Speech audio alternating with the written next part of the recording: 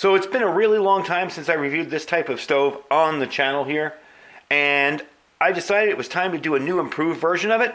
Today we're going to take a look at this new improved version, and I'm going to show you the old one and why I like the new one. This is the Canway stainless steel portable wood stove.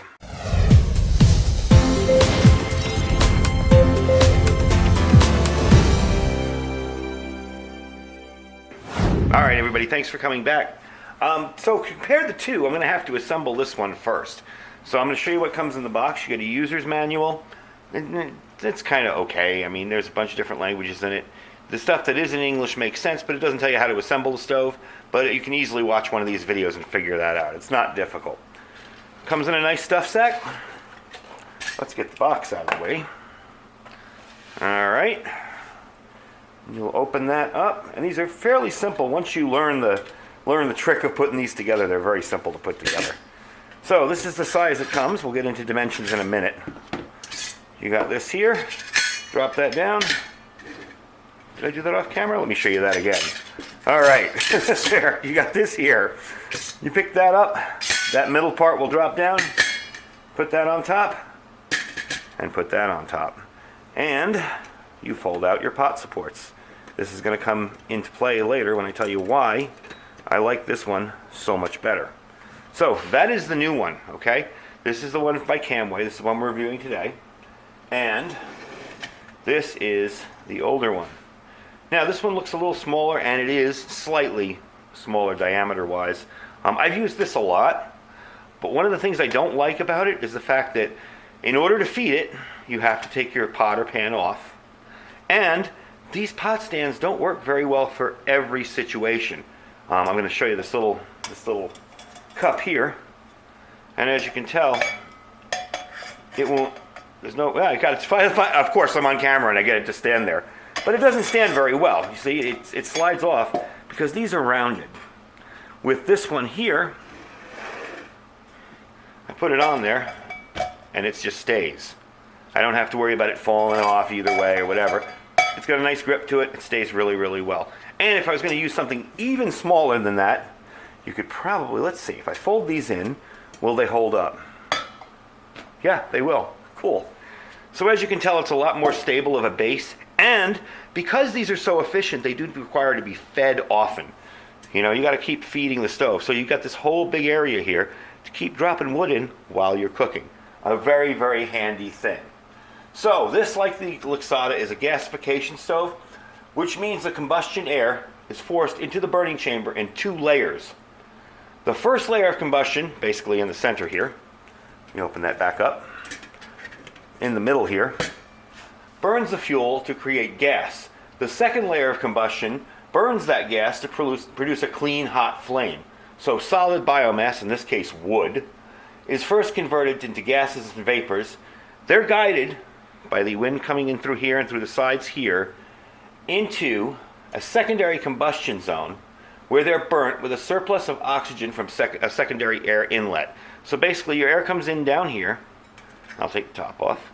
And it mixes around in here, and it comes up in here, and the fire that's burning here burns the gases coming out here. So what you end up with is an extremely efficient stove, and you'll notice when this is all done, there'll be nothing but ash at the bottom. So, very, very handy. Luxada works very, very well. This one, it's just got a few quirks I didn't like.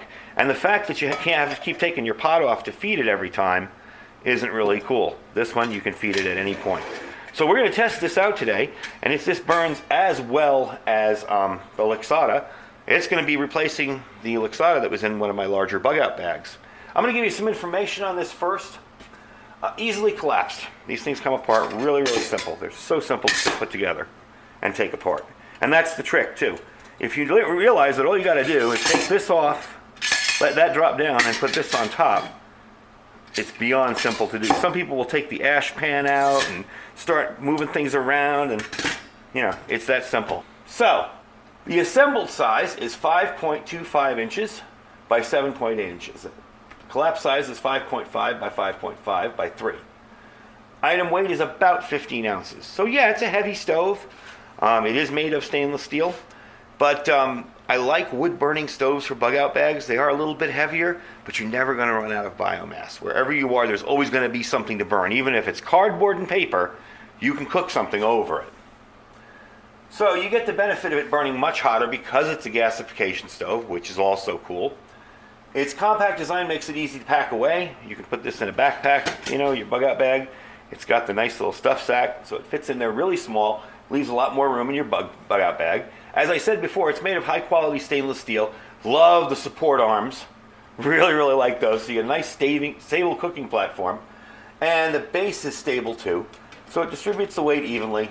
You're not going to have any problems with that tipping over on a flat surface or even a semi-flat surface. What I'm going to do is I'm going to take this outside and I'm going to clear away some rocks so I have some dirt underneath, and we're going to try and light a fire with it in that way. Now, it's suitable for 1 to 2 people, they say. And they also mention the fact that you can easily add the wood, which I love. I love that feature there. Now, let's say you wanted to use this as an alcohol stove. You put your alcohol stove in here just like that. Put that right on top, and there you go. So you can use this for something different, should you want to. You could probably, if you rigged it up, run a little thing through there and run a remote canister stove in here if you took out that center piece. So it's got lots of uses to it. But the cool part is with no fuel, no alcohol, you don't need to pack any of that. You just take this with you and burn whatever you find in the woods, any kind of biomass. Like I said, branches. Even out here where we don't have a lot of trees, cactus, leaves, stuff like that burns really, really well. You'll be really, really happy with it. And it's got high thermal efficiency. So you've got that gasification thing that burns. They say it burns for 20 minutes. We're not going to try and run it that long. I'm going to just basically take it outside and load it up with a little bit of wood and see if I can get the gasification going and see if I can boil 2 cups of water. We are going to time it. So let me get set up outside and we'll get some water in there. We'll get the fire going and see how well it works. All right, this is how I've been taught to start these. You usually just fill them up with some sticks or twigs or small pieces of wood. And I'm going to take a piece of dryer lint here because it's a little windy. Put a rock over it. Put a little fat wood in there too, just to help with the ignition. There we go. Oh, it's not lit yet. I thought it was lit. Now we're lit. And just toss that in there. So I'm going to let that go. Use this as a little bit of windbreak. And we'll bring you back once it's gasifying and actually working, and I got some wood going in it. And then we're going to time the 2 cups of water.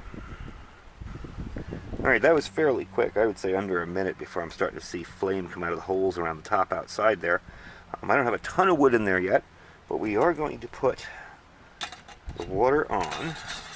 Try and turn it. I want to turn it away from the wind so I don't melt those handles. This is just I got 2 cups of water in here. This is just a cheapy little camp pot. Let's put on the timer and start. I don't know if you can see that. Yeah, you can. So I'll bring you back once I have a boil, and we'll see how quick this actually works. Alright, we got a boil. I don't know if you can see it, but it is boiling. And that is 5 minutes and let's say 5 minutes and 30 seconds, because I did let it run a little bit. And I'll tell you something, it's a lot faster being able to feed this from the front here without having to mess around. You can just toss stuff in, so you get a faster boil time. Now, I did have it covered, and it boiled a lot quicker covered, and we got a lot of wind out here today. But much faster boil time, being able, not having to lift this up all the time and mess with it. So let me pull this off, and you can see it in here. The gasification from it was really, really good. Let's give you an example here. Let me just throw something in there that will really get it going again. Where is it out? It might be. There's still, there's still a lot of, no, there you go. And I don't know if you can see the gasification coming up off the sides where the gas is burning off. Let me see if you can see that. Those are those holes up there where the gases are actually mixing with the oxygen and burning. So I'm really impressed with it. Way better improvement than the one I had. So we're going to clean it up, take it inside, and give you my final thoughts on it and where you can pick one up. Alright, so I brought it in, I rinsed it off. One of the things I noticed and I don't know if it was just because I didn't have a fire in there long enough, there was very little soot on the inside of this stove.